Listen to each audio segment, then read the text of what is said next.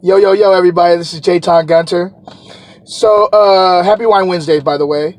Um, so, when you start getting into the wine world or culinary world and you start drinking a little bit of wine, we all have stories of the one wine that did it for us that kind of let us know that just drinking wine wasn't just drinking wine anymore, that there was depth to this and like something that made us get more interested in wine, whether it's the history side of it or just the tasting and, wanted to understand more.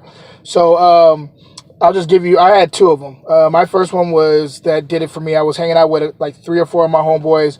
We're at a restaurant and one of my friends was really into wine and I was starting to get into it and he'd always let me like pick the bottle of wine because it was normally him who invited all of us out to dinner.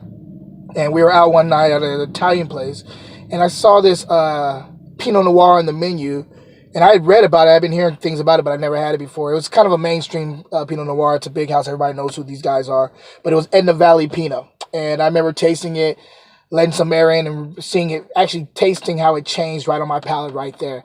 So that was that was the first time that I felt that I had a wine that kind of transcended my previous thoughts of wine.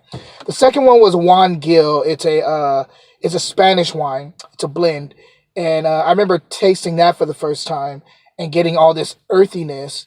And I mean, there's fruit, of course, but there's like this earthiness that kicked like wet soil thing. And I was like, this is so unique. I never even thought I could taste this in a wine, and I felt connected to whatever soil that wine was coming from. So those are my two ones, Juan Gil and Edna Valley. What are yours? Do you have a wine that like kind of got you more interested in wine? I would love to hear from you guys. But till next time, cheers and happy Wine Wednesdays again. Peace.